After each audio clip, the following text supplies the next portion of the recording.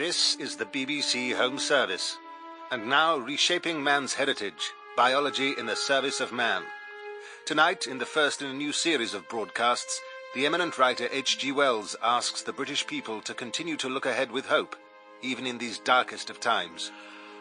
I don't ask you to prepare for a new world, because I realize that a new world is here now. The question is whether our species, we, our children, and our children's children can adapt ourselves and conquer the new world. Pardon me, is this Portland Place? Oh, no, madam. It's at Marylebone High Street. Portland Place is the other side of Harley Street. Oh, thank you. I must have missed the turning. Easy thing to do in a blackout, madam. Whether we are going to spin down this vortex to extinction, extinction which has been the fate of all the mighty races of animals that have lorded it over the world in the past. Good evening. I'm here to meet Mr. Wells. He hasn't finished his broadcast yet, madam. Can you let him know I'm here? It's Martha. Certainly, madam. What briefly is this new world, this new state of affairs that confronts mankind? There is no choice before mankind. There's someone called Martha waiting for him downstairs, sir. One of his young ladies, eh? Yes, sir. He's nearly finished. There's a cab waiting for him. Scrapping of our inheritance of hates and aggressions that began less than 1,000 generations ago, when wars began. We have to nerve ourselves for that. There is no other way for us. Playing the prophet again, H.G.? This war is driving me to despair. But even with one foot in the grave, I still feel I have to kick out at everything. I would expect no less of you. Hello, the terrace, sir. Yes, number 13, please. Now, Martha, we'll have dinner, and then I'm afraid you'll have to come up on the roof with me. I'm fire watching tonight. It's the middle of winter, H.G. We'll wrap up warm. It's a clear night. That's not good. Bomber's moon. Indeed. Folks back home have no idea, you know, how bad it is. Oh, then it's your job to let them know. Most people prefer to float half-hidden, even from themselves, in a rich, warm, buoyant, juicy mass of familiar make-believe. And you've spent 50 years trying to pull the plug on that. And tonight, my dear Martha, I look out on London and wonder whether any of it has made any difference at all. Perhaps What? Perhaps I should have shocked them with more truth. H.G., you prided yourself on that. With my very first success, my time machine, I allowed myself to be persuaded not to make the ending of humanity too shocking for my readers. But everyone knew that was a fantasy. Was it? Perhaps that young fellow that I was back in the 80s really did know a time traveller. What are you saying, H.G.? The hard-nosed journalist scents a story. I fear this one will be too fantastic for your taste, my dear. Try me. It was during my student days at the Normal School of Science in Kensington. There was a fellow who used to come and sit in on some of the lectures. According to Huxley, he had been a brilliant student, but his researches took him into areas that the college authorities considered too arcane to support. I was an impressionable young fellow and open to new ideas, and so it was that one evening I found myself at a gathering at his home in Richmond, where he talked to us about the possibility of travelling through time. He showed us a model of a mechanism that he had made to travel through time, and before our very eyes he made it disappear. Yes, I recall this from the story. But I failed to mention that it was my finger that pressed the lever that sent this mechanism into the future. And then, I suppose, he revealed to you that he had a full-size version that he was about to complete? Indeed. One in which he meant to journey on his own account. I fear that the docks may be in for a pounding tonight. And did you believe him? I think none of us quite believed him. At any rate, the following week I returned to his house in Richmond. Oh, now, it's Mr. Wells, isn't it? Yes, Mrs. Watchett. There are another two gentlemen waiting in the dining room, but I'm afraid the master of the house is detained. Is he not at home? He's been in his laboratory all day, told me not to disturb him on any account. Well, you see, Mr. Wells, I prepared mutton. They don't like his meat overcooked. In here, sir. No, it's not him. It's our socialistic student. Hello there, Wells. Hello, Bennett. Filby. Evening, Wells. Is there still no sign of our friend, Mrs. Watchett? I'm afraid not, Mr. Filby. It's a little inconsiderate of him. He did invite us for 7. Bennett's stomach has been rumbling, Mrs. W. And this delicious wine is making him even more nonsensical than usual. He's been telling me all sorts of tosh about what happened here last week. Come, Filby. So perhaps you ought to serve dinner as our friend instructed? If you say so, Mr. Filby. But I'm not happy about it. Oh, dear. He'll be for it when he does get here. Where can he have got to? Perhaps he's time-travelling. Dinner was served, and in the course of it I had to explain my remark to Filby, who had not been present at the disappearance of the model mechanism the previous Thursday. It was scarcely larger than a mantel clock, and very delicately made. What was it made of? There was ivory in it, and some sort of transparent crystalline substance. And you really want me to believe that it disappeared in front of your eyes? Oh, this mutton is delicious. It suddenly swung round and became indistinct, became ghost-like for a second, and yes, then it was gone. Well, he's a damn clever fellow. Obviously some sort of sleight of hand. Yes, that's what I thought. I was at the fair at Hampstead last month, and there was an illusionist there who cut a young girl absolutely... Well, he is at last. Good heavens, man, what's the matter? Wine. Here.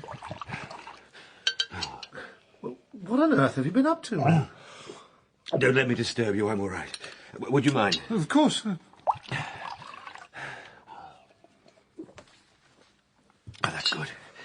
I'm going to wash and dress, and then I'll come down and explain things. I'll be all right in a minute. Did you see his feet? No shoes. They were bleeding. Well, you won't be catching me travelling into the future. They don't even seem to have clothes brushes there. Filby heaped ridicule on the whole thing, and the dinner was resumed. There was a man in Philadelphia at the end of the last century. He claimed to have experienced time travel when electrocuted. Victor Tesla. Was he the inspiration for the story, H.G.? Perhaps. Or perhaps it happened in Richmond to my friend. When the time traveller came back, he was dressed in ordinary evening clothes. I'm sorry to have kept you waiting, gentlemen. Where's my mutton? What a treat it is to stick a fork into meat again. Over a week without meat takes its toll. Mrs. Watchett had you on a diet? We had that excellent pork only last Thursday. Have you been time-travelling, friend? Wells has told me all about your disappearing machine. How did you do it? I assure you, I was in my laboratory at 4 this afternoon, and since then I've lived 8 days. But I want something to eat. I won't say a word until I get some peptone into my arteries. Eat, my friend, eat. More wine? The rest of the dinner was uncomfortable. Sudden questions kept on rising to my lips. But at last he pushed his plate away, and he led us next door to the smoking room. It's over 50 years ago, but I can still see his white, sincere face in the bright circle of the little lamp. We, his hearers, were in shadow, for the candles had not yet been lighted. I was expecting to finish the machine yesterday, but at the last moment I discovered that one of the nickel bars was exactly 1 inch too short. So it was not until this morning at 10 o'clock that the first of all time machines began its career. Listen, friend, you're holding on to those matches as if they were the crown jewels. How about passing them on so I can light this thing? I'm sorry. Here. I should tell you that I took another of my inventions with me. A little box strapped to my chest which contains a zinc disc coated with beeswax and benzene. A needle sensitive to the vibrations of sound waves scratches a record of those sounds onto the disc, which can afterwards be transmitted in the manner of a phonograph. I intended to use it to record my thoughts and impressions, and to bring back the sounds and voices of the future. We can listen to them. Well, I have yet to process the discs, so tonight you will have to be satisfied with my own verbal account. I suppose a suicide who holds a pistol to his skull feels much the same wonder at what will come next as I felt as I took the starting lever in one hand and the stopping one in the other, pressed the one and then the other almost immediately. Looking round, I saw the laboratory exactly as before. Had anything happened? Then I noted the clock. A moment before, it had stood at 10:03. Now, it was nearly 3:30. God gracious. I drew a breath, set my teeth, gripped the starting lever with both hands and went off with a thud. The laboratory got hazy and went dark. Mrs. Watchett came in and walked without appearing to see me towards the garden door. She seemed to shoot across the room like a rocket. I pressed the lever to its extreme position.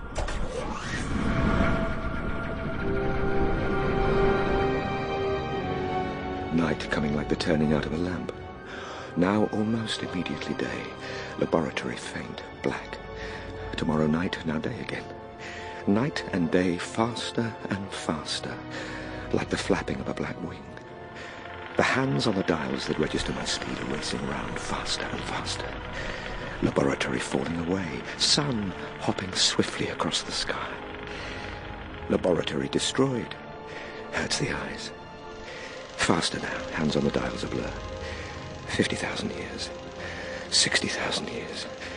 Just one continuous grey. Sky, wonderful deep blue. Sun like streak of fire across it. Moon, a fainter band fluctuating. Landscape, misty, vague. No, huge buildings rising up, now passing, like dreams. Dials going round faster and faster. Whoa! Great and splendid architecture now, massive. But now, everything green again. So beautiful. No seasons. Main concern. Something else occupying this space at the time I choose to stop. Consequences, matter meets matter. Explosion. I can never stop. Have to carry on forever. Nauseous and swaying of machine. Have to stop. Stop.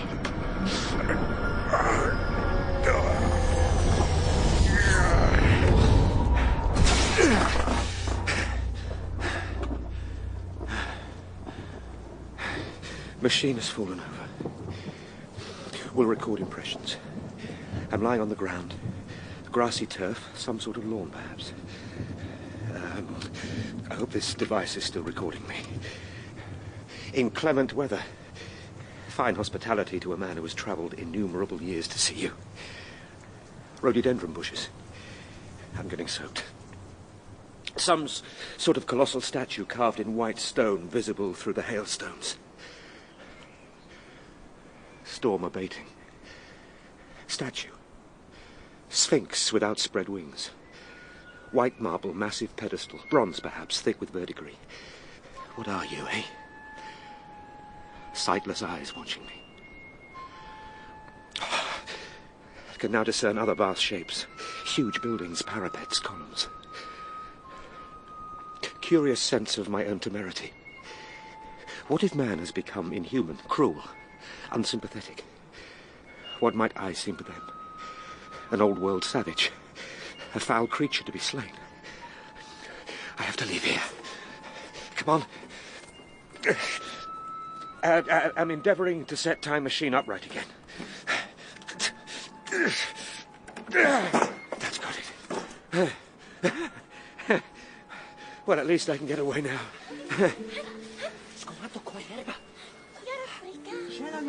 Hello? People approaching through the bushes. Hello? I think it's a man. Hello? He's about 4 feet high, very slight, purple tunic, no hat, bare legs, sandals. I'm a friend. Friend? Fragile beauty like a consumptive. Friend? Hi, hello, Gunnar. Privi ciudato. Hi, Benny. Qua blitzen. Friend. Viltastali. Kana yariflika. One of these fellows is coming towards me now, holding out my hand. Yes, that's right. He's touched my hand, which seems to be giving the others the courage to... that tickles.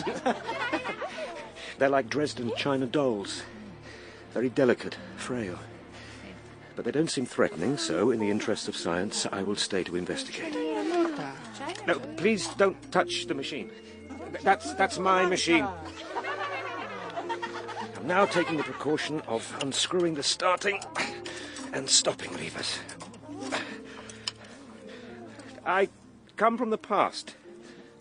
Past, time, sun, travels through the sky. Time. Thunder, yes, very good, very realistic. The fellow's pointing to the sun. Seems to be asking me if I have come from the sun in a thunderstorm. Oh dear. I seem to have come all this way through time only to find that man has the intellectual capacity of a 5-year-old child. Yes, thunder. Quinquacello. Murga. The woman is bringing a garland. Flowers. Murga. Frumos. Thank you. She's putting a chain of exquisite flowers around my neck.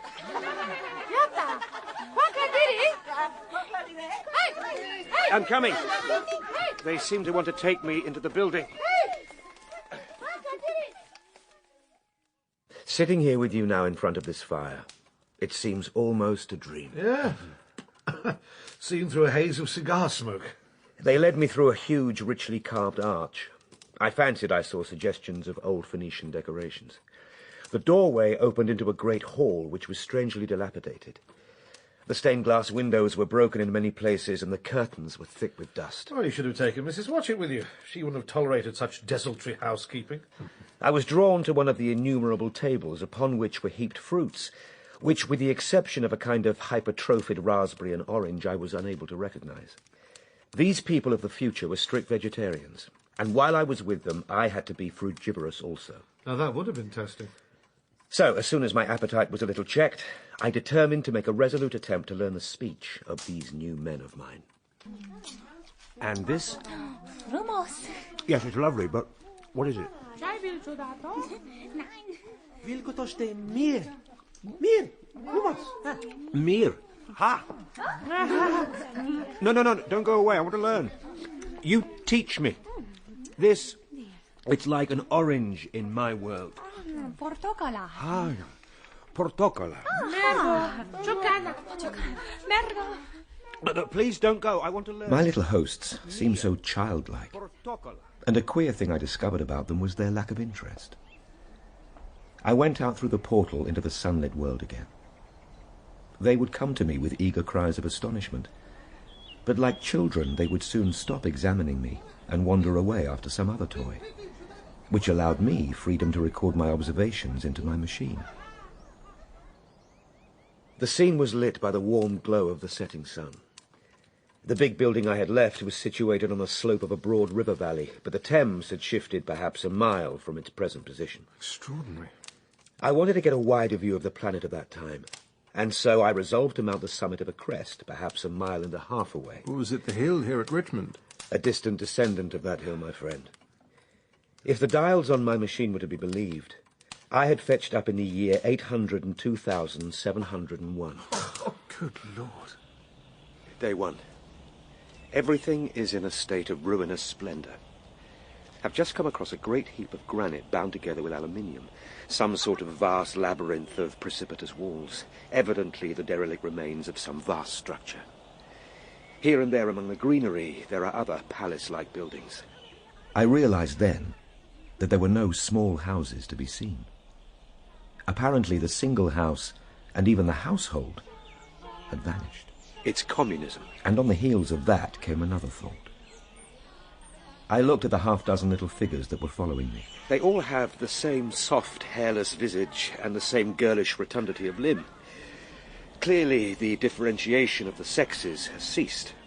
While I was musing on these things, my attention was attracted by a pretty little structure which I approached.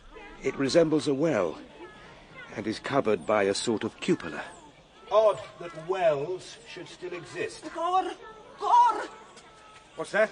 Gore! Well, what's wrong, my fellow? It seemed to trouble them that I was looking into the well. It was almost as if I had insulted them. Proceeding to climb the hill. The little people that have been following me are falling back.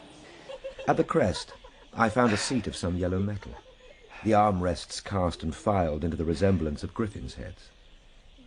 I sat down on it and surveyed the broad view of our old world under the sunset of that long day.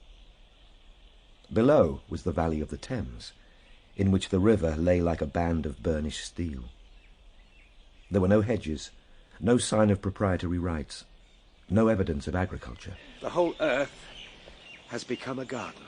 The air was free from gnats, the earth from weeds or fungi. Everywhere there were fruits and sweet, delightful flowers. Brilliant butterflies flew hither and thither, and the ruddy sunset set me thinking of the sunset of mankind. This is clearly mankind upon the wane. Humanity has used all its vitality to alter the conditions under which it lived. No danger of war here or solitary violence. No danger from wild beasts. Seemingly no disease, no need to toil. And so physical and intellectual power are out of place. This explains the physical slightness of the people here. Their lack of intelligence. The full moon, yellow and gibbous, came up in the northeast. Now, where am I going to sleep tonight? I determined to descend, and I looked for the building I knew. Then my eye travelled along to the figure of the white sphinx upon the pedestal of bronze. There was the tangle of rhododendron bushes, and there was the little lawn. I looked at the lawn again. No. That can't be the lawn. Where's... It is the lawn, but where... No. No! No! The time machine was gone. At once, like a lash across the face, came the possibility of being stranded there in a different age. They've moved it a little. They've pushed it under the bushes out of the way. Of being left helpless in this strange new world. Oh!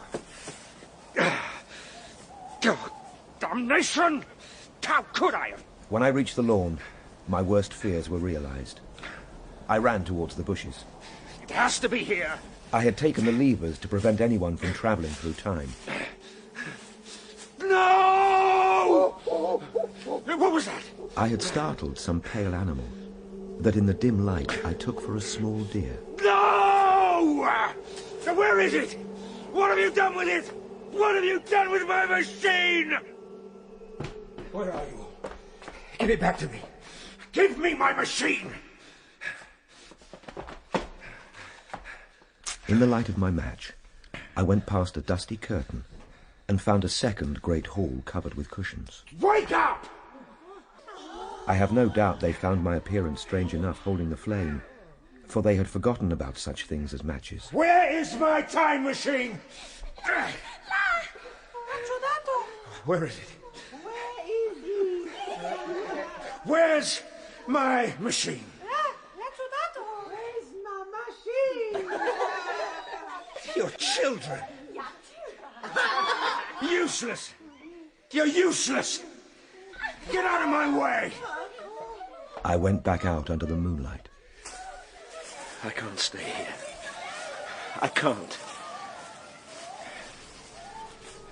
I have a memory of horrible fatigue as the long night of despair wore away, of groping among moonlit ruins and touching strange creatures in the black shadows. At last, I lay on the ground near the Sphinx. I had nothing left but misery, and then I slept. I sat up in the freshness of morning, trying to remember how I had got there. But with the plain and reasonable daylight, I could look my circumstances fairly in the face. My frenzy last night was folly. I must learn the way of the people. Probably the machine has only been taken away.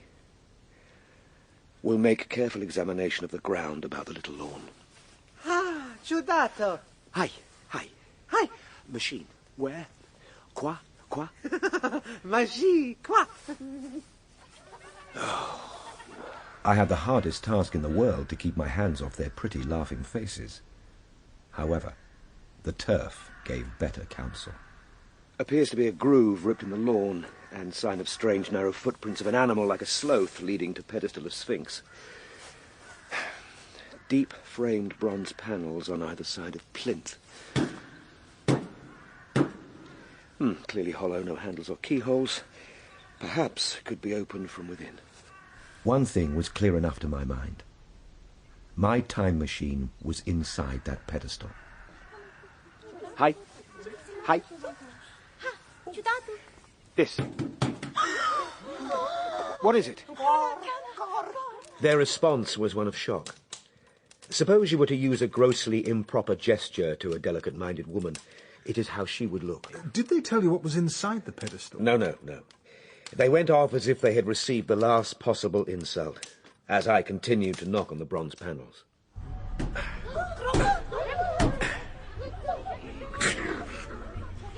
Who's in there? Hi! I got a big stone from the river and hammered, but nothing came of it.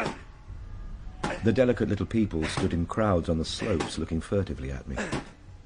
Finally, I gave up. I realized that I would have to adopt a different strategy. If I was to regain my machine, I must face this world, learn their ways, learn the language. And maybe then I could find out who had taken the machine and why. All those years working to come here, and now all this anxiety to get away. What a trap I've made for myself. Day 2. Have to find a way into the pedestal and have decided to be patient. I will learn the language whilst at the same time pursuing my explorations of this world. The little people seem to have got over their shock at my behaviour. I began to make what progress I could in the language, which was excessively simple, and started to investigate the function of the circular wells. Rimmed with bronze, protected by cupola from the rain.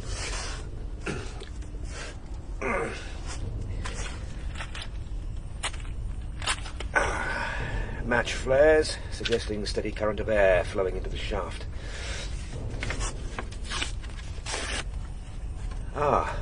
Piece of paper sucked down swiftly out of sight. Extensive system of subterranean ventilation, perhaps linked to sanitary apparatus of these people. Most likely. Gentlemen, I am forgetting my role as host. Your glasses are empty. Here. Thank you. I do continue, old fellow. You're spinning a great yarn. Yes, tell us more about these wells. Did you discover their function? Sewage system, no doubt.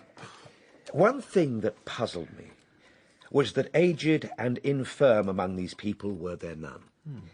I could see no signs of crematoria or anything suggestive of tombs. Perhaps they'd eradicated death in your future. Neither could I find machinery or appliances of any kind. Yet these people were clothed in pleasant fabrics that must at times need renewal. There were no shops, no workshops, no sign of importations. They spent all their time in eating, playing, bathing in the river, and making love in a half-playful fashion. Somewhere we'd all like to visit then, eh, Wills? Indeed. On the morning of my third day, I was awakened at about dawn. I had been restless, dreaming most disagreeably that I was drowned, and that sea anemones were feeling over my face with their soft palps.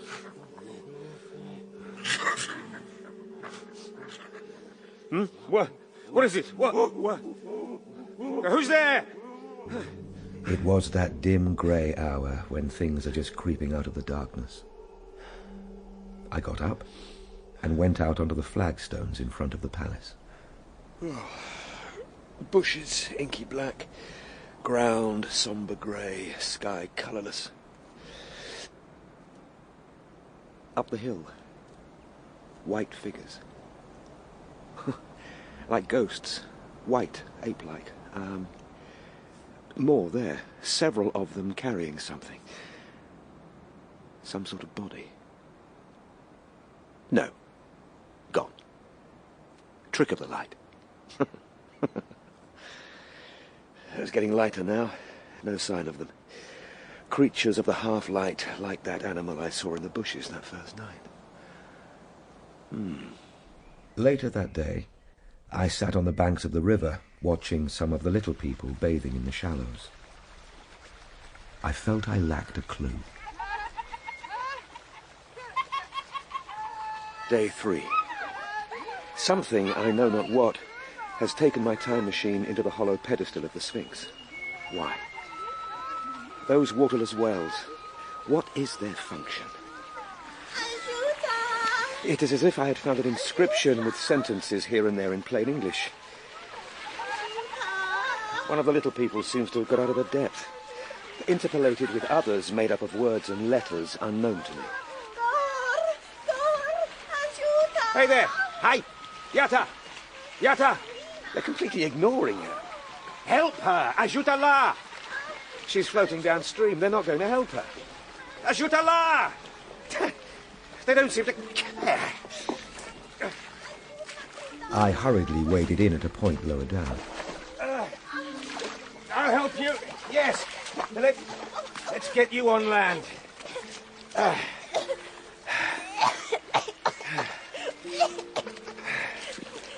There. Oh, a penny blow. It hurts. Your foot. I am cramped. Let me. Yata.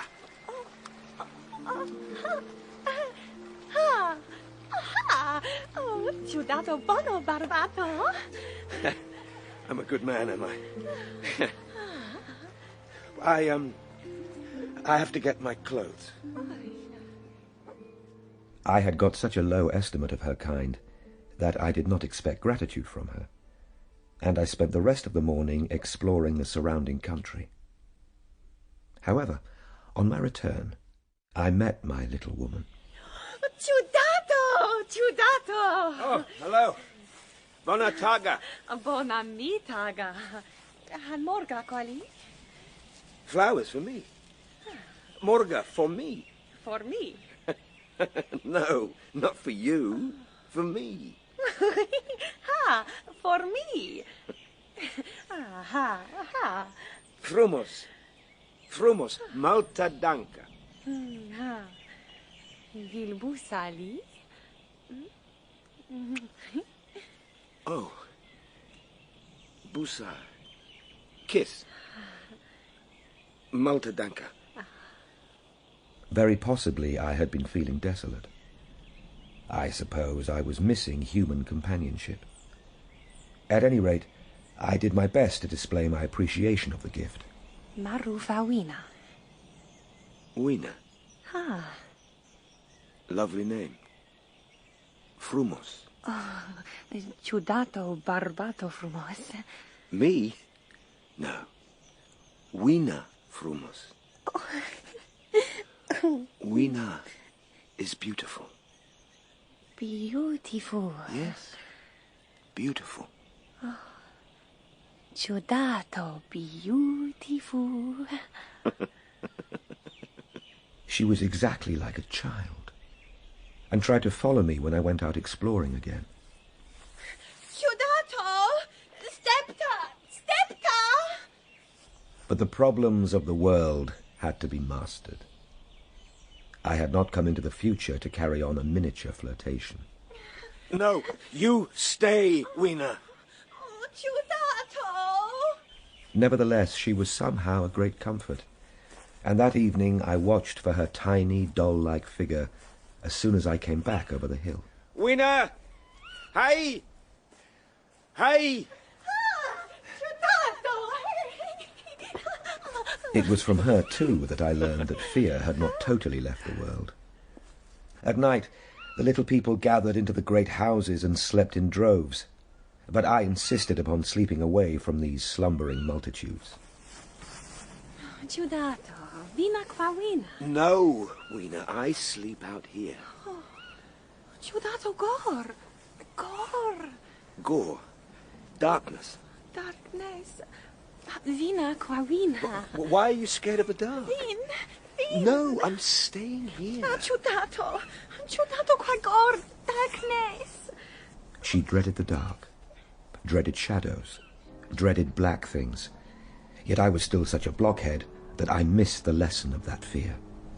I'm staying out here. We sat there in the light of the dying fire, watching the time traveller relive these moments as he recounted them. A pained expression came into his face, and I could have sworn that tears gathered in his eyes. Guilt. Perhaps. We all have that, for the pain we have inflicted on others.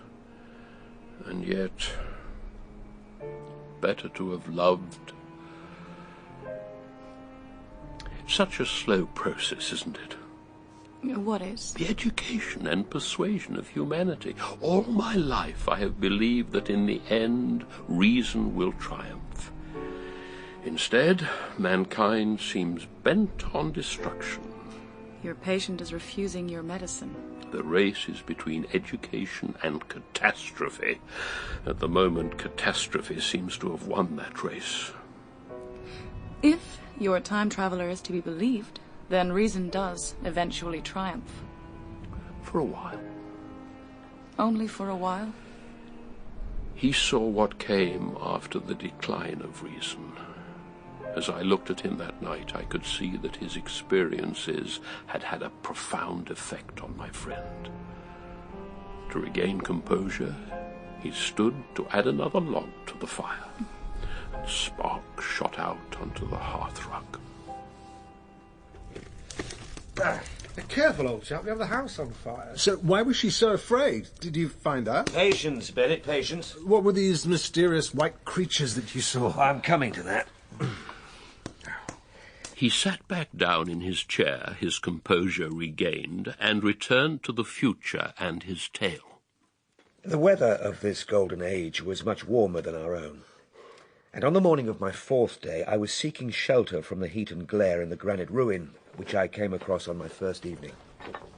I found a narrow gallery, which seemed at first impenetrably dark to me. Windows here are blocked by masses of fallen stone. A pair of eyes was watching me out of the darkness. The old instinctive dread of wild beasts came upon me. Then I remembered Weena's strange dread of the dark. And taking a step forward. Hi.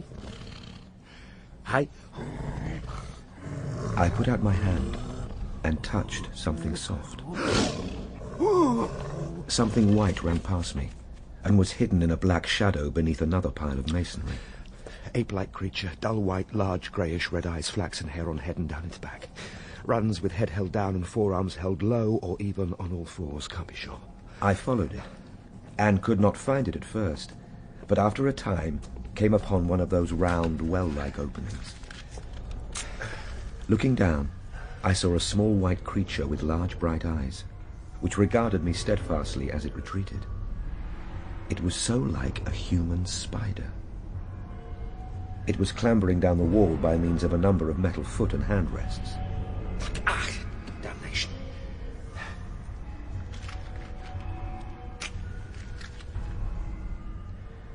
It's gone.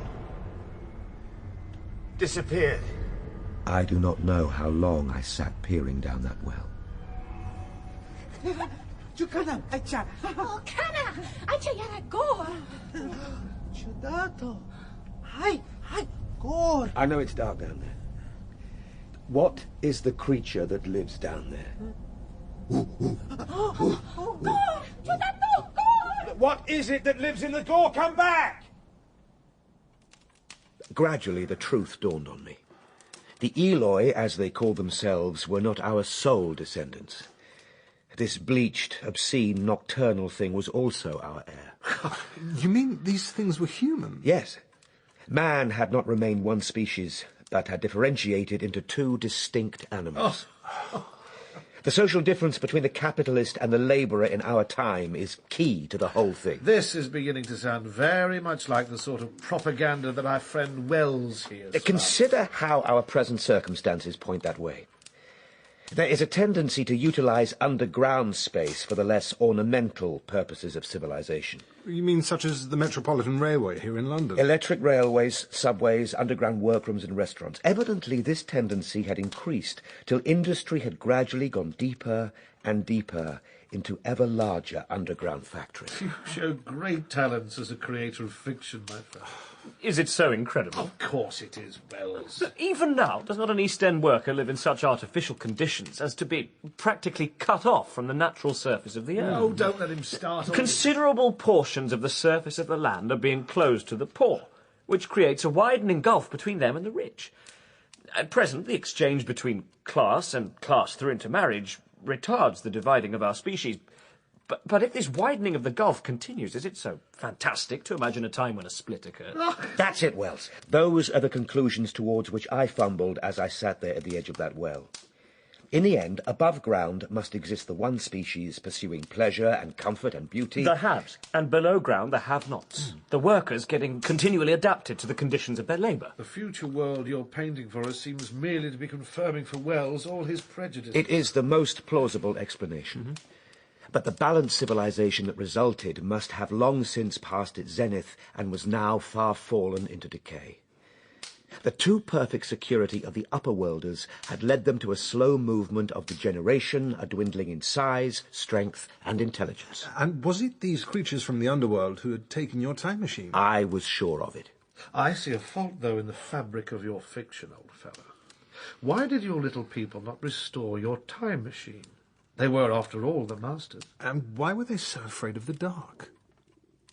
That night I asked myself exactly the same questions, and tried to elicit answers from my little woman. Weena?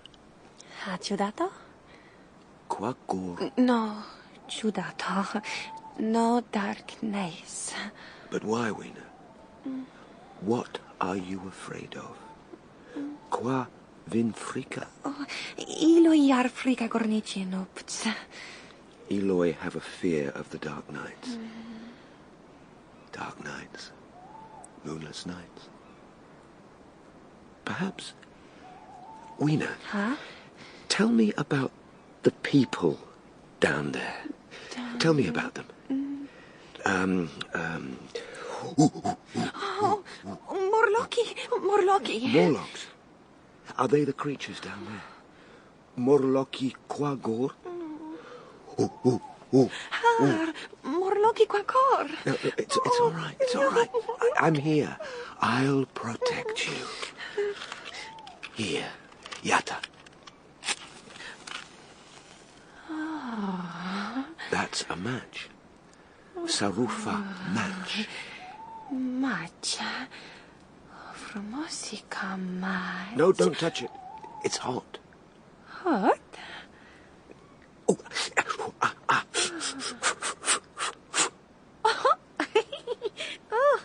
cacciudato, yara risiba. I'm funny, am I? Yoi risiba. Match formosa. Yareka orba. Yes.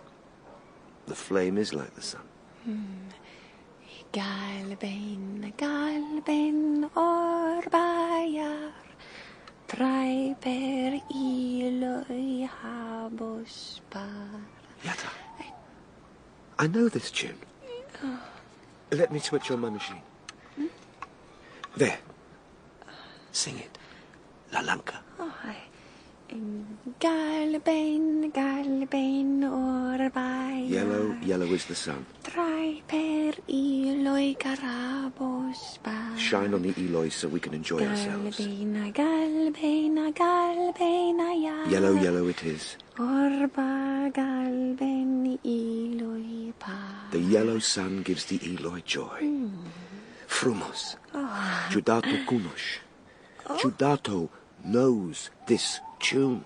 Oh, Ciudato la lanca. I can't sing. Huh? Galben, galben, ha, orbaia, trai per Eloi carabos paria. Galben, galben, orbaia, ha, giudato, trai per Eloi carabos par. Galbena, galbena, galbena, yar. It was to be 2 days before I followed up on what I had discovered. I felt a peculiar shrinking from those pallid bodies. They were the half-bleached colour of worms and filthily cold to the touch. Day 5. Have been exploring in the direction of 19th century Banstead. In the distance, I observed a vast green structure, larger than the largest ruins that I have seen hitherto. The facade had a bluish-green tint of a certain kind of Chinese porcelain. I have resolved to return there tomorrow. Yes, Weena. I'm home. Ciudato home. Home qua Weena. Yes. Home with Weena. The next morning, I perceived clearly that my curiosity regarding the palace of green porcelain was a piece of self-deception, to enable me to shirk by another day an experience I dreaded. The time machine was only to be recovered by boldly penetrating those underground mysteries. So I started out in the early morning towards a well near the ruins of granite and aluminium. Weena followed me as usual, blissfully unaware of my plan.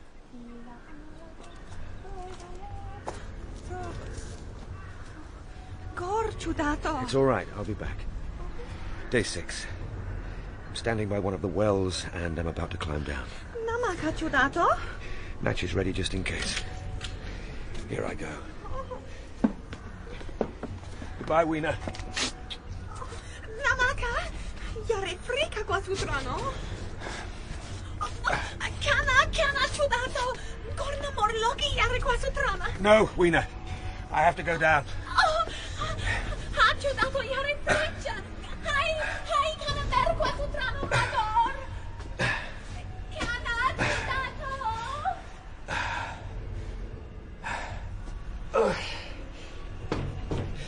Tiring work. Legs and arms tiring. Must continue. Oh, there's a small tunnel to my right. I'll try to hold myself in.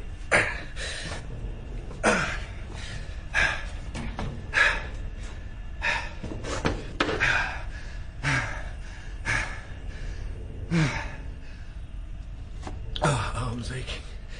Exhausted.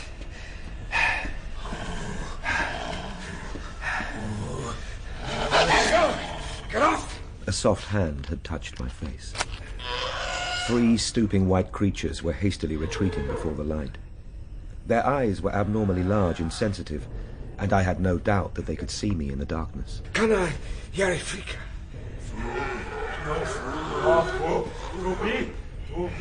Their language was apparently different from that of the upper-world people. Hi! Hi!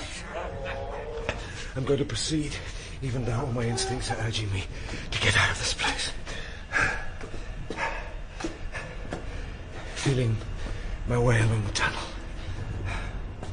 Presently, I came to a large open space.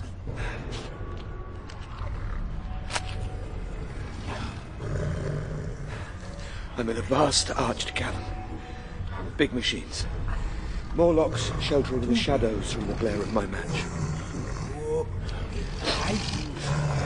Strange smell, like freshly shed blood. Can make out a table made of white metal laid with some sort of meal. Meat. They eat meat. Joint from some sort of animal. Raw. Red. It was all very indistinct. The heavy smell, the obscene figures lurking in the shadows, only waiting for darkness to come at me again. Then the match burned down. Just 4 left. I have thought since how ill-equipped I was for such an experience. No arms, no medicines, no tobacco, not even enough matches. I had wasted almost half the box in astonishing the upper-worlders. No! Leave me! Leave me! Leave me!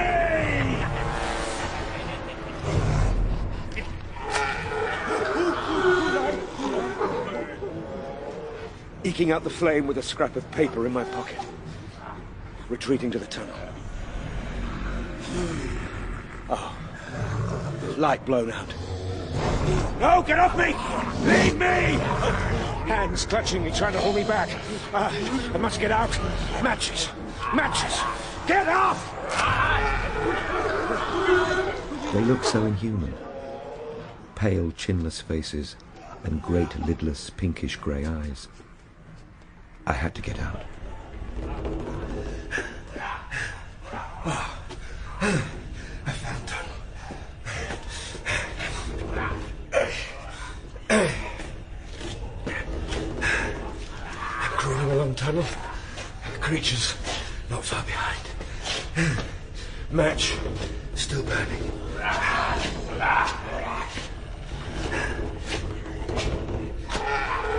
Oh, match gone out.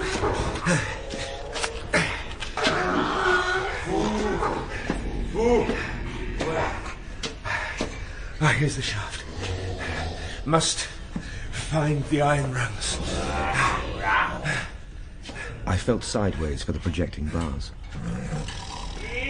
My feet were grasped from behind, and I was violently tugged backwards.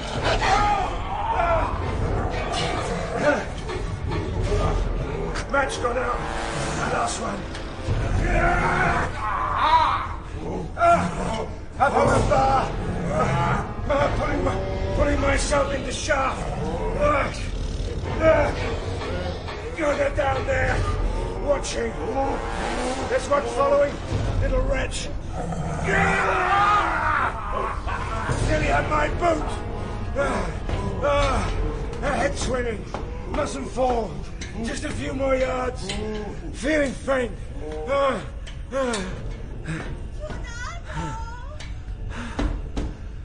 Weena. Weena.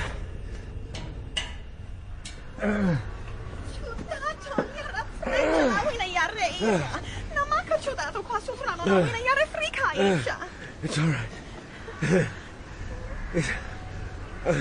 I'm home. Home? Home?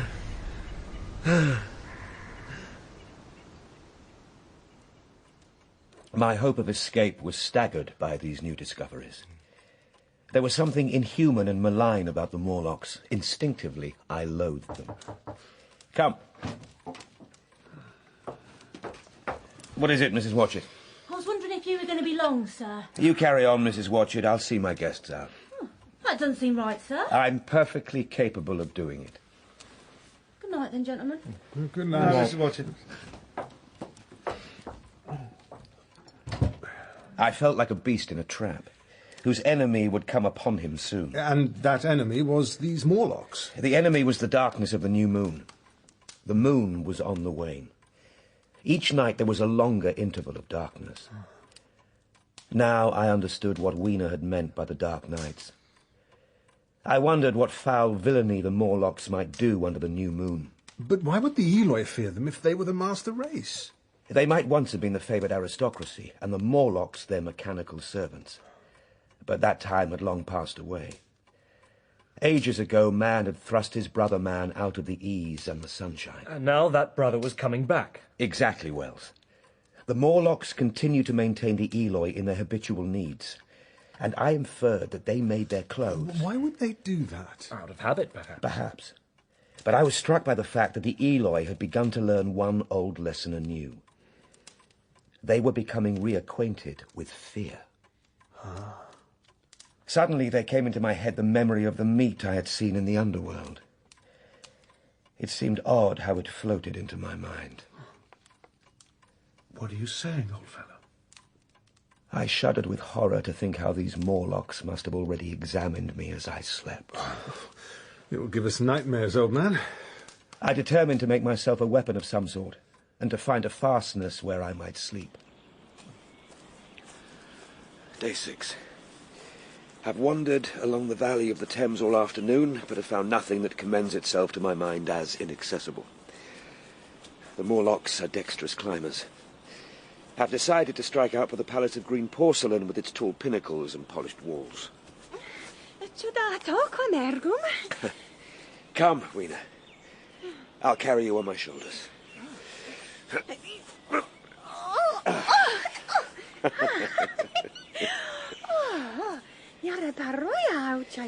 Will you like it up there?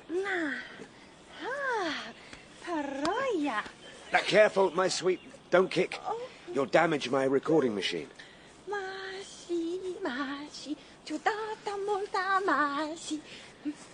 Going up the hills to the southwest. The heel of one of my shoes is loose, and a nail is working its way through the sole, which is making me lame. I estimate the distance to the palace to be about 7 or 8 miles. That's right, 8 miles. After a time, Weena desired me to let her down, and ran along by the side of me, occasionally darting off to pick flowers to stick in my pockets.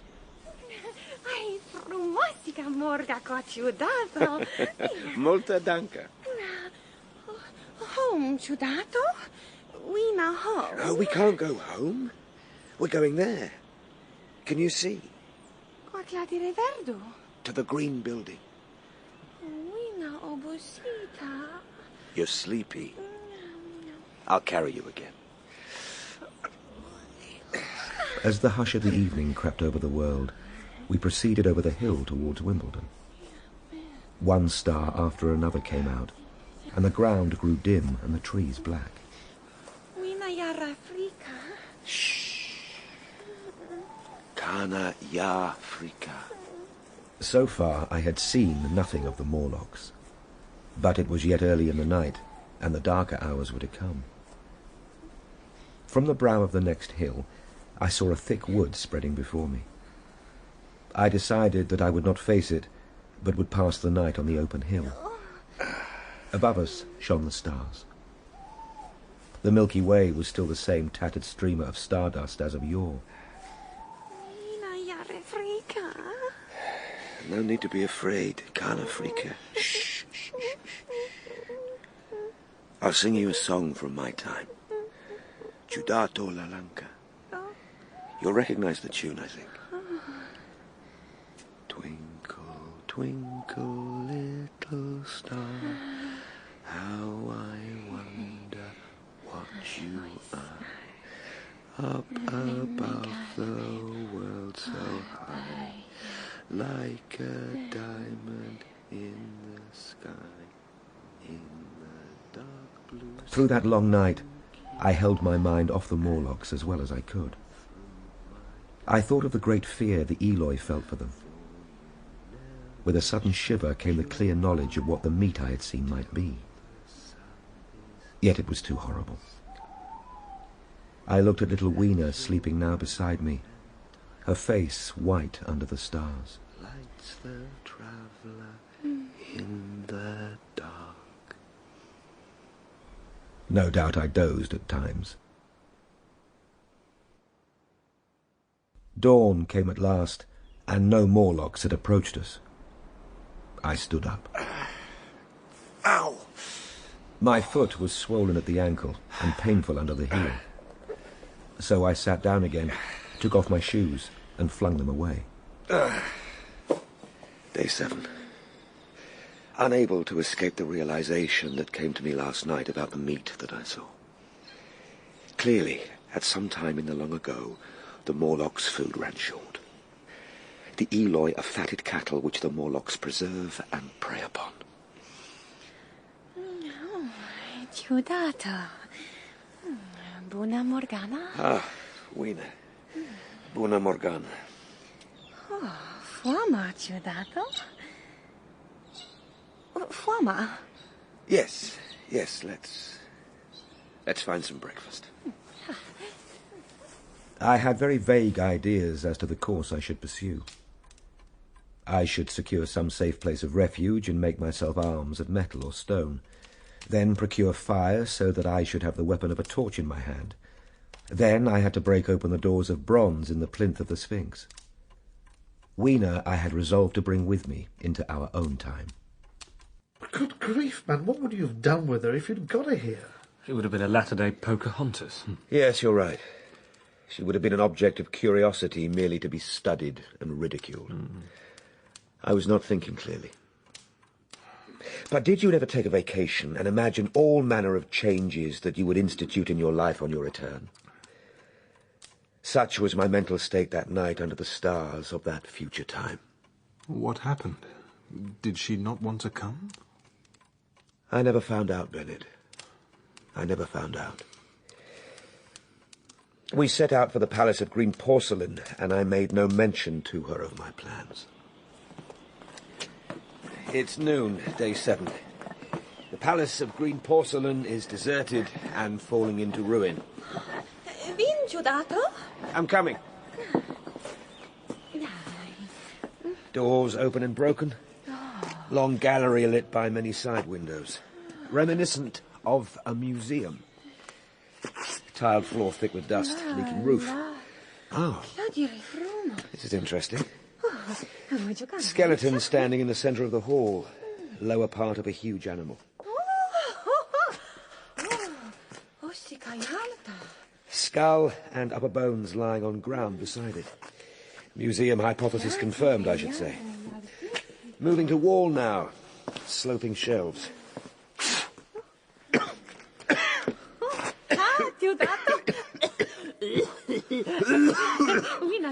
Yes. Not shelves, display cases. Airtight by the look of it. Fossils inside well preserved. Some sort of latter-day South Kensington. Some of the cases have been removed. By our underground friends, I should say. Very silent. Museum. Falanka. You say it. Museum. Museum. I went down a very ruinous aisle, parallel to the first hall I had entered. Apparently this section was devoted to natural history, but everything has long passed out of recognition. Shriveled vestiges of stuffed animals. Then we came to a gallery of colossal proportions, but singularly ill-lit. The floor ran down at a slight angle from the end in which I had entered, and white globes hung from the ceiling, which suggested that originally the place had been artificially lit. Machines. This is more like it. Greatly corroded, but some still fairly complete. There's one down here. It's a bit dark, but it seems to have been some sort of lifting device. Oh, Weena, you scared me. It is indeed dark here. Hadn't noticed how steeply the floor slopes so that the gallery is partially underground.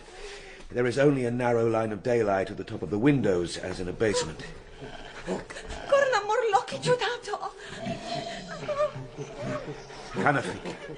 Canafrica, come, Weena. I still had no weapon, no refuge, and no means of making a fire. Step. From one of the machines, there projected a lever, not unlike those in a signal box. Weena, Canafrica. There. That should be sufficient for any Morlock skull we might encounter. Hey! You want to feel this on your heads? Come, Weena.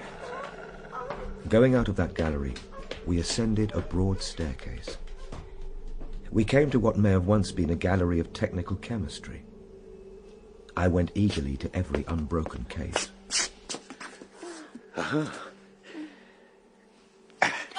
Yes. Yes, Weena. Matches. Matches. Let's dance, Weena. I'm dancing. Palanque. For this box of matches to have escaped the wear of time was most strange. As for me, It was a most fortunate thing. Yet, oddly enough, I found a far unlikelier substance. It was in a sealed jar, and I fancied at first it was paraffin wax. Camphor. I was about to throw it away. But then I remembered that it was inflammable and burnt with a good bright flame. I'll keep it in my pocket. It will make an excellent candle. I went through gallery after gallery, dusty, silent, often ruinous. As evening drew on, my interest waned.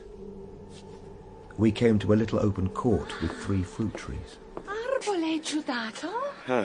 Arbole. Trees. Trees. Portocala. Ai.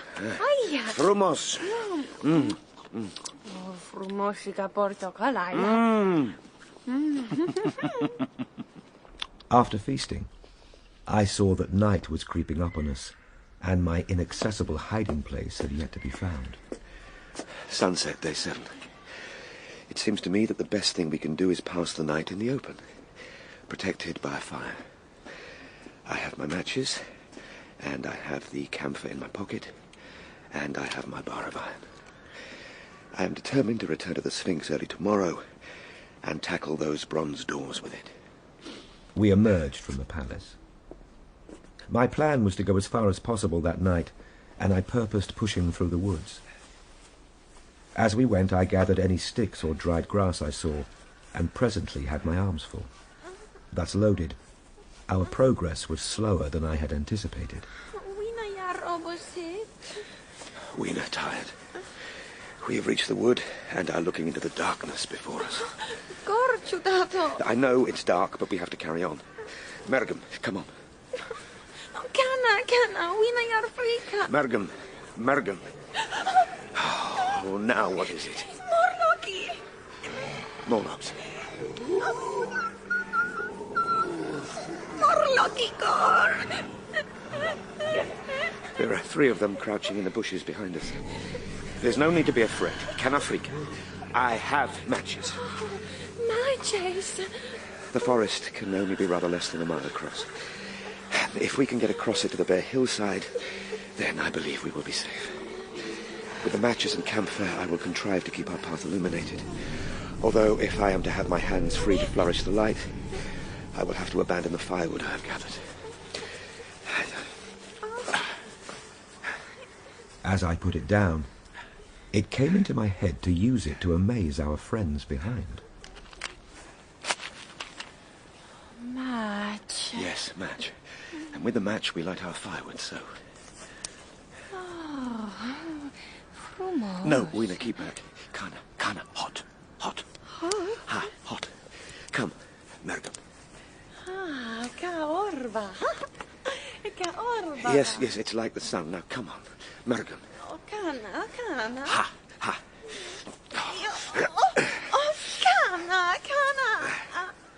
I caught her up and plunged boldly into the wood. For a little way, the glare of the fire lit my path. Looking back, I could see that from my heap of sticks, the blaze had spread to some bushes, and a curved line of fire was creeping up the hill. Kana Frika. There was sufficient light for me to avoid the trees. I had no hand free to strike a match. Upon my left arm I carried my little one. In my right hand I had my iron bar. Morlocki. Mergum. There were evidently several of the Morlocks, and they were closing in upon me. Indeed, in another minute, I felt a tug on my coat. Weena, get off her! Hey! It was time for a match. But to get one, I must put her down. There. Leave her! Weena, can I freak her? Weena!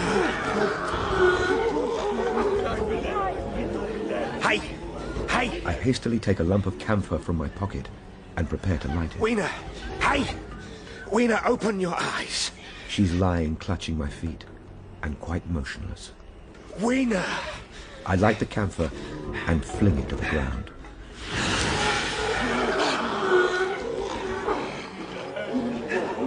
Come on, Mergum. I'm here. Come on. Now, which way? In manoeuvring with my matches and Weena, I had turned myself several times, and now I had not the faintest idea in what direction lay my path. I determined to build a fire and encamp where we were. As my first lump of camphor waned, I put Weena upon a turfy bowl and began collecting sticks and leaves. The camphor flickered and went out. Hi! Hi! Two white forms that had been approaching Weena dashed hastily away. One was so blinded by the light that he came straight for me. I felt his bones grind under the blow of my fist. I lit another piece of camphor and went on gathering my bonfire, dragging down branches. Very soon I had a choking, smoky fire of green wood and dry sticks, and could economize with my camphor. Then I turned to where Weena lay beside my iron mace. Weena, I'm sorry.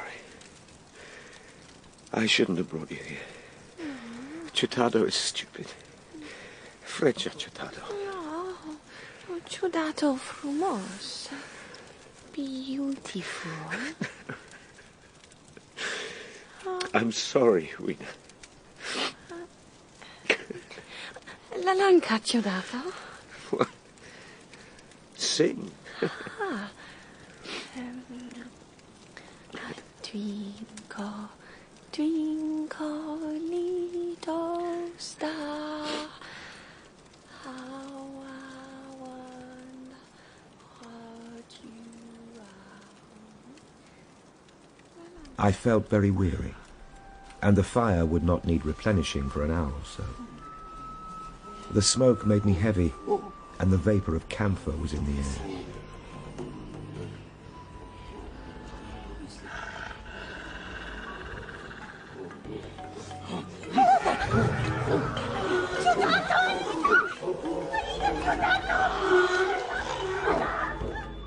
I seemed to just nod and open my eyes. What is this? No. All was dark, and the Morlocks had their hands upon me. I had slept, and the fire had gone out. I hastily felt in my pocket for the matchbox. Gone. They've taken my matches. They're all over me. I'm caught by the neck, by the hair, pulling me down. Little teeth nipping at me. I roll over, and as I do, my hand comes against my iron lever. I struggle up, shaking the human rats from me, thrusting where I judge their faces might be. I stand with my back to a tree, swinging the iron bar before me. Weena and I are lost. Death is upon me, but I am determined to make the Morlocks pay for their meat.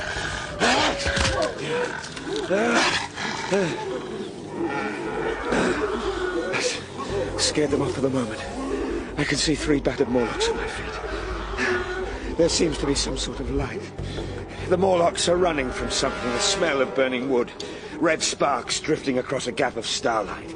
Stepping out from behind my tree, I see the flames of the burning forest. My first fire is coming after me. Weena! Weena! She is gone. So with my iron bar still gripped, I follow in the Morlock's path. At last I emerge upon a small open space. A Morlock blunders past me and goes on straight into the fire.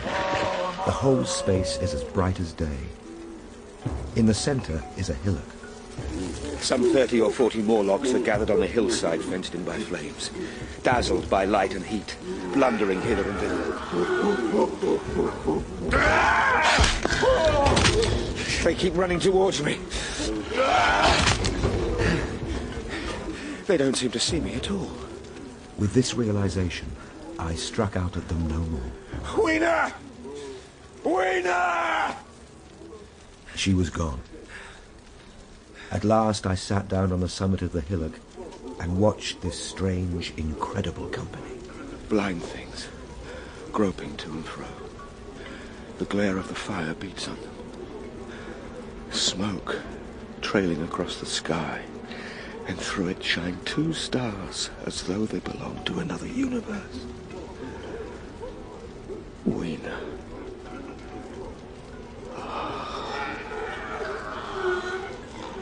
The Morlocks are putting their heads down.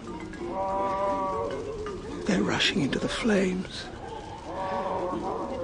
God, if this is a nightmare, let me awake.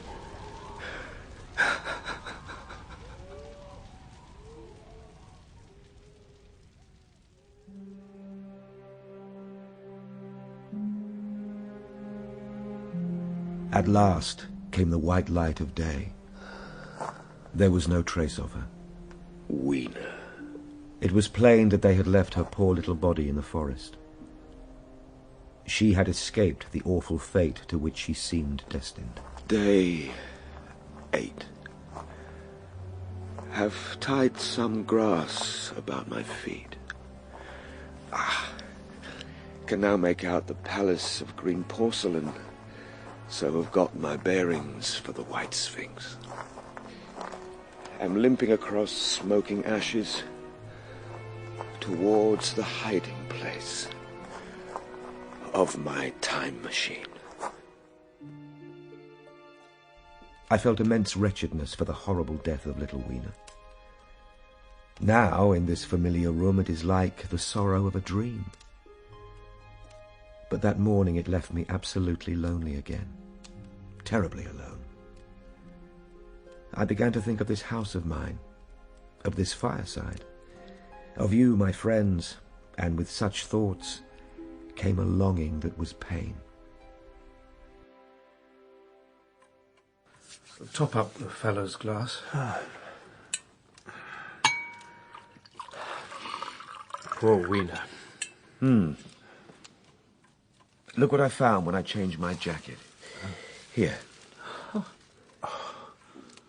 What sort of flowers are they? Flowers from the future, apparently. Not unlike very large white mallows. It's all that I have of her. Morga, is that right? Indeed, yes. Frumosica Morga. But did you get your time machine back? Clearly he did. Well, yes, but how?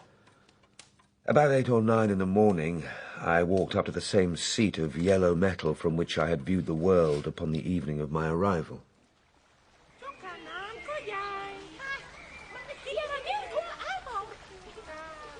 How wrongly I saw it that evening. It's the same beautiful scene, the same abundant foliage, the same splendid palaces and magnificent ruins, the same silver river running between its fertile banks, the same beautiful people in their pretty clothes. They are bathing in exactly the place where I saved Weena. And like blots upon the landscape rise the cupolas above the wells that lead to the underworld. I understood now what all the beauty of the upperworld people concealed.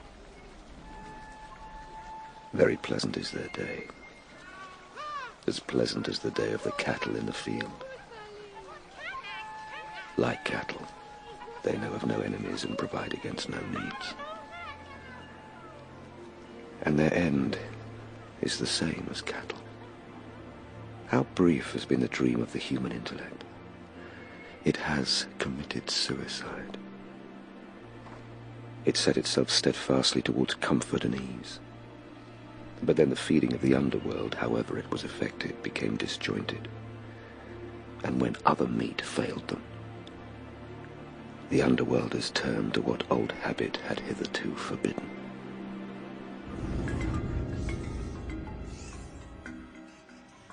After the fatigues, excitements, and terrors of the past days, this seat and the tranquil view and the warm sunlight were very pleasant, in spite of my grief. Spreading myself out upon the turf, I had a long and refreshing sleep. I awoke a little before sunsetting. Feeling in my pockets, I found some loose matches. The box must have leaked before it was lost. Stretching myself, I came on down the hill towards the White Sphinx, my crowbar in one hand and the other hand in my pocket, playing with my matches. Good gracious. The bronze doors are open. The bronze panels seem to have slid down into grooves. Within, I could see that there was a small apartment, and on a raised place in the corner of this was the time machine. Yes! Here, after all my elaborate preparations for the siege of the White Sphinx, was meek surrender. I threw my iron bar away. I had the small levers in my pocket, and I stooped towards the portal. Maybe no surrender. They think to lure me into a trap, little knowing that my machine is not to be confined by physical obstacles. I stepped through the bronze frame. Yes. Carefully oiled and cleaned. Been trying to grasp its purpose, have you? As I stood and examined it, finding a pleasure in the mere touch of the contrivance, the thing I had expected happened.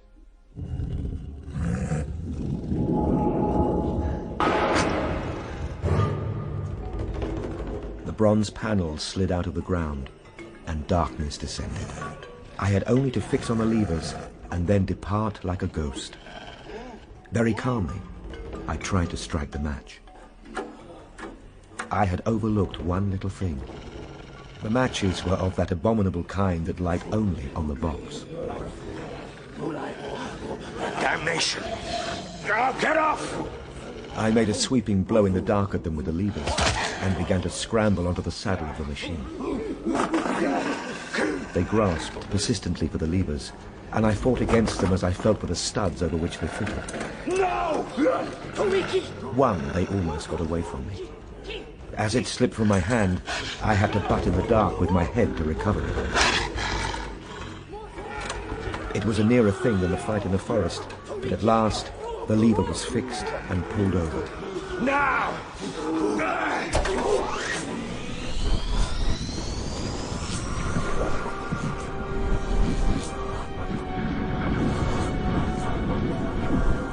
The clinging hands slipped from me. The darkness presently fell from my eyes. I found myself in the same grey light and tumult I have already described. Hands spinning backwards on the dials. The dim shadows of houses passing, changing, slackening speed now. Now our own petty and familiar architecture. The thousands dial running back to the starting point. Day flapping slower and slower. Then the old walls of the laboratory came round me. Very gently now, I slowed the mechanism down. Mrs. Watchett glided quietly up the room, back foremost, and disappeared behind the door by which she had previously entered.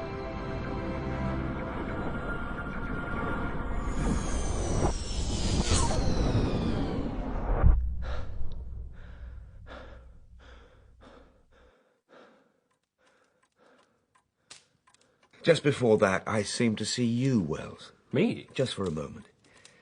Around me was my old workshop, exactly as it had been, and yet not exactly. The thing had started from the southeast corner of the laboratory.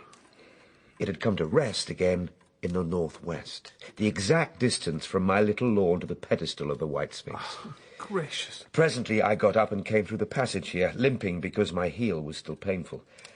I heard your voices and the clatter of plates. Then I sniffed good wholesome meat. I'd have thought you might have become a permanent vegetarian after your experience. I cannot expect you to believe it. Take it as a lie or a prophecy. Where are the matches? Here.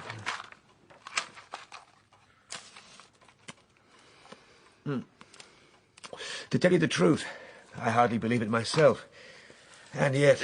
These flowers, old boy, I'd like to find the genus. May I have them? Certainly not. Where did you really get them? They were put into my pocket by Weena when I travelled into time. Or was it all a dream? I'm damned if it isn't all going. He caught up the lamp swiftly and carried it, flaring red, through the door into the corridor. We followed him. There, in the flickering light of the lamp, was the machine, sure enough. I put out my hand and felt the rail of it. It's all right now. The story I told you was true. I'm sorry to have brought you out here in the cold. I'm hanged if it isn't 1:45. Where's my coat? You know, I think you're suffering from overwork, old man. Yes, I am. You coming, Wells? Yes. Plenty of cabs at the station. Overwork. Yes, that's it. Good night, old fellow. Good night.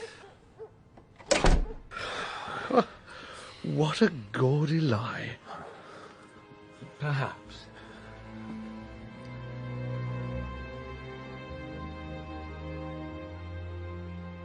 And so we went out towards the station at Richmond to find our cab.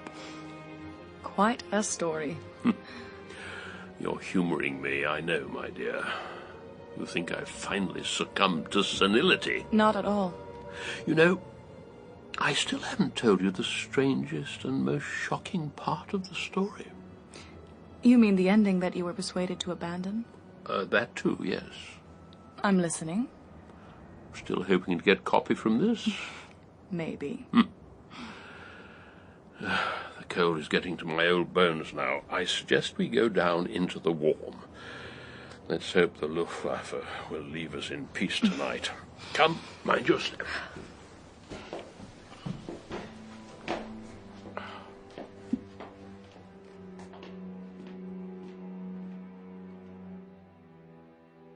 Can I get you a nightcap? A small scotch?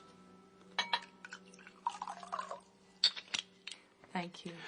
You know, I lay awake most of that night thinking about the time traveller's story. I determined to go next day and see him again. He was on his way to his laboratory, but took me into the smoking room. He had a small camera under one arm and a knapsack under the other. I was wondering... Yes? If I could hear some of the recordings from the future. Oh, big disappointment, Wells. My recording machine failed to work. I got the ratio of benzene and beeswax on the discs wrong. Ah, I see. But I think I've managed to correct that problem. Now, I need to get on. I'm frightfully busy. Did you really travel through time? If you stop to lunch, I'll prove it. Specimens and all. It will only take half an hour. I consented to wait, and he went down the corridor. I heard the door of the laboratory slam. I seated myself in a chair and took up a daily paper. What was he going to do before lunchtime? After a while, I was reminded by an advertisement that I had promised to meet my publisher for lunch. I got up and went down the corridor and took hold of the handle.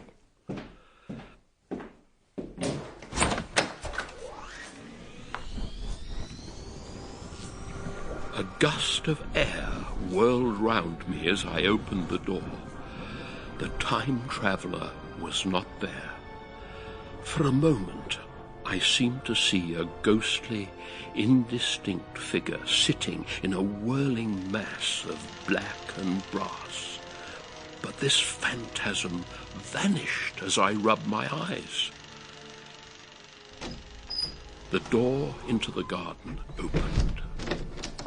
Ah, Mrs. Watchett, did my friend come out that way? No, sir. He was in here a moment ago. Lunch will be ready soon. Beef stew. At the risk of disappointing my publisher, I stayed on for half an hour, an hour. The stew's going cold. All right. It's not all right. It's not all right at all. I was about to give up my vigil when I felt a slight breath of wind, and something glowed on the desk in front of the window. I recognized the outline of the little prototype machine that our friend had shown us just over a week before, the one that my finger had sent on its travels. It gradually became more distinct, glimmering brass and ivory, and then materialized fully. H.G., this wasn't in your original tale. No, well, you see, I would have had to provide the proof that my story was true if I had written that down. Proof? Yes. What the hell is that? Tied to the saddle of the prototype was a disc wrapped in a note. On this paper he had written instructions for the processing of the disc and the whereabouts of the machine on which it could be played. This primitive phonograph, which I found in the cupboard indicated by the note. I spent some time processing the disc, and later that afternoon I was ready to let it play. And you want me to believe that this disc is going to bring back the sounds of the future? Wouldn't you like to know what the future holds, Martha? Especially now, when our race seems on the brink of self-destruction. I'm not sure. Listen.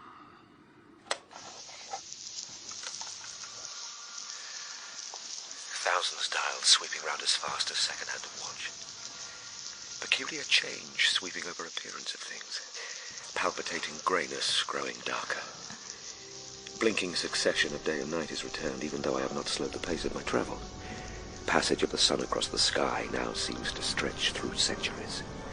Sun has ceased to set altogether, simply rises and falls. I see. Earth has now come to rest with one face to the sun. I shall now gradually slow. Dim outline of desolate beach. Stopping now.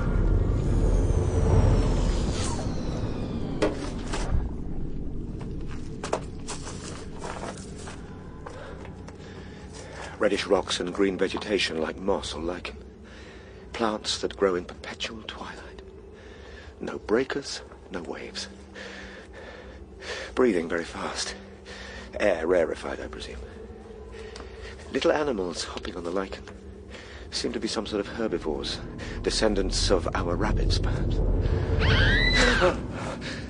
Huge white thing like a butterfly circling in the sky. Reddish rock near me moving. Some sort of crab-like animal. Large as a table. Big claws swaying, long antennae. Abominable sense of desolation hanging over the world. These herbivores look like they might be quite nutritious, and they seem to have little fear of me. There's one just nearby. Maybe a source of food if I don't manage to return to my own time. Carefully picking up a rock.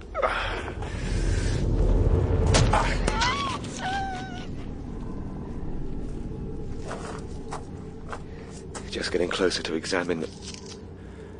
My God. It's not a rabbit. It's humanoid. A tiny little human. Can this be? Is this the descendant of the Eloi? Something tickling my cheek. And another on my neck, thread-like thing. Another monster crab standing just behind me. Claws descending on me. Must get up. Returning to my machine.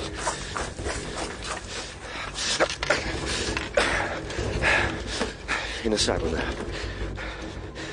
The little thing that I killed is being ingested by the giant crab. The cycle of life keeps turning, even in these last days of the planet.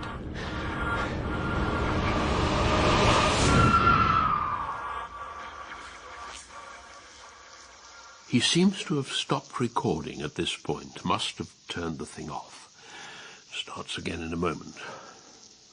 No wonder your publisher wasn't keen on that. Humankind ending up as fodder for giant crabs.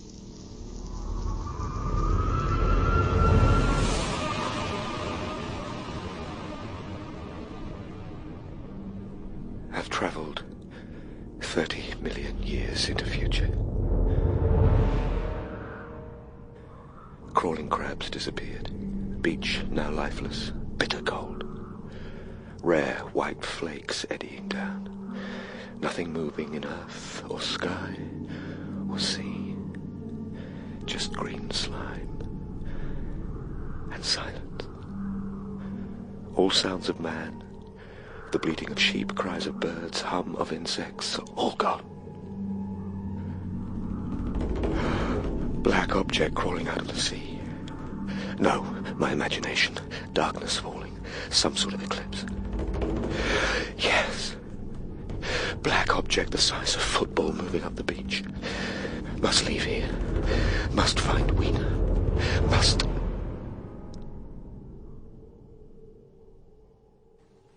HG, why this elaborate hoax? Let me examine that machine. How did this prototype you talk about return with a recording? I can only assume that in some part of the distant future our time traveller came across a piece of his own past in the shape of his prototype. His note does not explain, although he asked me to send it out once more on its travels once I had retrieved the note and the disc. So if your time traveller is to be believed, our downfall is slow and inevitable. Our planet dies over 30 million years from now, in spite of the weapons that are being developed and the wars that are being fought in our own time. Ah, yes. But for it all to end like that, it is shocking. Certainly not the optimistic Wells that the world knows and loves. Perhaps it is age that breeds pessimism, my dear. And now this pessimistic old man is very tired. Yes. And your reputation must be defended. Who knows what my biographers would make of it if you were to stay the night? Good night, HG. Yes, of course. I'll see you out. If I were to give you the recording from the future, what would you do with it? You mean if it were indeed a message from the future? Would you broadcast it on the Home Service and tell mankind what awaits him? Would you give it to me? I would rather our species ended its story in dignity, kindliness and generosity, and not like drunken cowards in a daze or poisoned rats in a sack. But this is a matter of individual predilection for everyone to decide for himself. Who am I to take that choice away from man by giving him this live broadcast from the end of time? Such was my thinking anyway on that afternoon, all those years ago, in the Time Traveller's laboratory. When I met my publisher the following day, I told him about a story that I was writing, but made no mention of the recording. Perhaps the time traveller came to the same decision. Which is why the prototype and the recording were the only messages he sent from the future. Or perhaps he found Weena. Perhaps he did, my dear. So many stars. One advantage of the blackouts, we get to see the stars. Do not believe what I say at the last. Believe what I wrote when I was in my prime and hopeful. I do not see why life should be judged by its last trailing thread of vitality. Good night, HG. Good night.